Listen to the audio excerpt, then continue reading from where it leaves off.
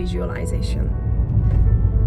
I like to call it daydreaming. It's basically when you create an inner movie in your head to create a situation or circumstances that you think would make you feel better or happier. I was always a big daydreamer as a kid because it helped me escape reality, the kind of reality that I wasn't enjoying, and it also helped me to escape boredom. And then later on, I realized that when I was really focusing on something and daydreaming about it down to like the very details of it, and also positioning myself into the daydream where I felt like I could smell and feel and touch things, it would soon manifest. It would soon come into reality. I guess what also helped was having the kind of mom that I have, very open-minded. She took me to a lot of spiritual courses and lectures. I remember I actually went to an energy healing course called Reiki. I also completed a couple of mind-controll courses. The first one she took me to was for kids especially. It was, to help you study better and to help you get a better performance in school. And I remember that's, when they taught us how to meditate properly, and also they were taking us down to a meditative state, and they were letting us solve mathematical equations in meditation. So before we went down to the meditative state, they gave us like a sheet of paper with, full of tests, like, mathematical equations, and then they said, you're gonna go down and you're gonna solve these and you're gonna get the results. And I remember when I was in meditation, I actually spoke to God. I mean, that was the only way I could imagine going about the whole task, because I used to pray a lot to God. I still do, but I don't call it God anymore, or I have a different definition. So I just said, please God, give me the answer to this and this and this. And I remember, these numbers were just popping up into my head without any extra information given or necessary. And then when I came back from meditation, I just told the guy who was leading the course, this, and all the numbers were spot on. So it was pretty mind-blowing. I actually wonder why I wasn't continuing to use that in school. But what I did take with me from this course was, the understanding the power of our mind. And I remember that there were so many occasions after that where, you have to know, I've always been a pretty lazy student, and I didn't like, preparing for tests and stuff. So for example, so many times where there was a test and we knew that we're gonna be tested on 20 different questions, and then you're supposed to go into the room, your teacher is sitting there, and then you draw a card with a question on them, and that's that you need to answer to.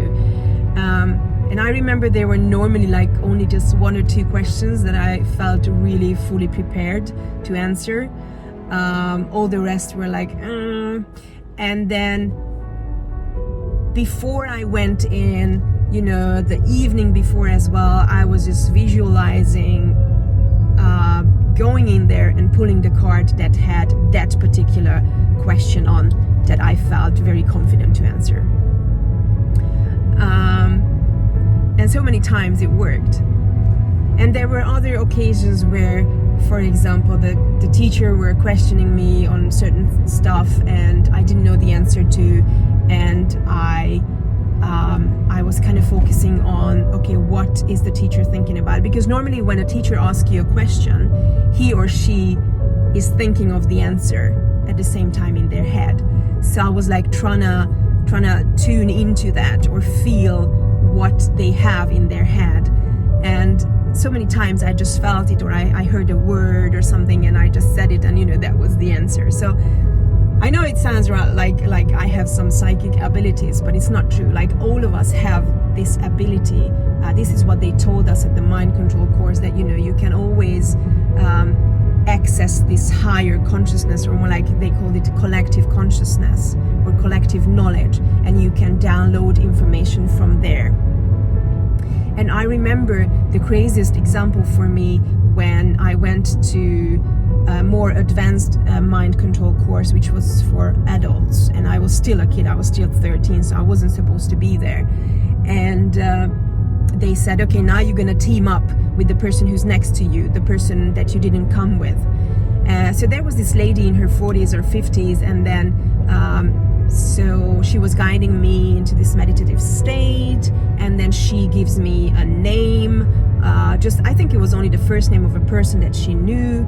And for me, the task was to give like a full description of what this person looked like. I also managed to tell her that I think he was a teacher, because I saw him in the morning getting ready and going to a school. And yes, it was spot on. He was a teacher. And I also had this word popping to my head. And as a 13-year-old, I had no idea what it was. I never heard it before. And this was like, 100 years ago. So forgive me for that. And the word was prostate. And I said it, like, this is what I hear. And guys, the man I was visualizing or remote analyzing, or whatever you want to call it, actually had prostate cancer. And the lady knew about this. So I don't know if I was actually reading the lady's mind, or I was really managing to like distant reading or remote reading this person whose name I was given. And so many other characteristics that I managed to say about this person, like he was really ashamed of his conditions, and he was scared to go to a doctor, and everything was correct. So in the mind control course, I think that's when we were using a lot of visualization technique in meditation. But for me, the two is kind of is almost the same thing. So I have a hard time doing one without the other. So whenever I meditate is also kind of like a visualization for me, except when it's a meditation when I only just focus on my breath. But normally I also visualize something, some goals that I want to achieve. And also visualization itself for me is a way of meditating, because I really clear my head, I get into a calm state when I'm just concentrating on something. So I have this inner focus, and then I create my own inner movie about something that I would like to experience or achieve. So all those experiences that I told you about regarding the mind control course and whatever we learned there, I know they are not the perfect examples for visualization itself, but I still wanted to share them with you, just to show you how powerful our minds are. And back to the mind control course, I remember we were listening to a lot of success stories of real people who achieved something through visualization and meditation that I wanted to achieve. And this is the kind of visualization that I want to talk about, and I want this video to talk about.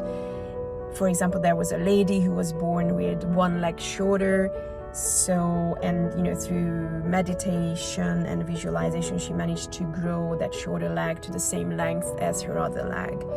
Or so many people who managed to heal themselves from different diseases. So what else can I say? Visualization is it's a very, very important tool, very powerful, and you don't have to overthink it, like, oh, okay, so how do I visualize? Because I remember a lot of people on the mind control course as well were like, okay, so when you tell me to imagine this, how do I do that? Guys, just close your fucking eyes and create your inner movie. Like, it's so simple. Seriously, I could compare it to experiences, you know, when you were a kid and you were listening to a bedtime story, I'm pretty sure that you had your inner movie going on at the same time. So, you know, like back in those days when it wasn't like we were put in front of a TV to watch a cartoon, but, you know, my mom or our mom or dad were reading some bedtime stories. The same thing happens when you're reading a book. I'm pretty sure that it happens to most of you. When you're reading a book or you're listening to an audiobook, you have an inner movie going on.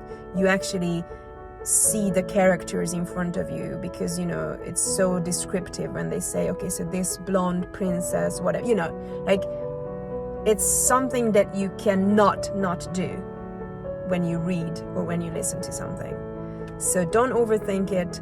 It's just an inner movie. It doesn't matter if it's in colors or if it's black and white. It doesn't matter. Just do how it comes to you. And in the next couple of videos, I'm going to share with you my most outstanding, my most mind-blowing, my most magical manifestation stories that I managed to achieve through just pure visualization. This was back in the days when I still haven't heard or known about Abraham and their teachings. So I wasn't going through the 5 or now 6 steps technique where, you know, it's about launching the contrast, launching the rocket of desire, and then, you know, manifestation, which happens itself, you know, like you actually attract whatever you desire in your vortex. And then the hardest step is for you to get into a state of allowing, you know, a totally resistance-free state where you can actually pull whatever you have attracted in your vortex into your physical reality. So this is a step that I never knew about, I never thought about or worked on it.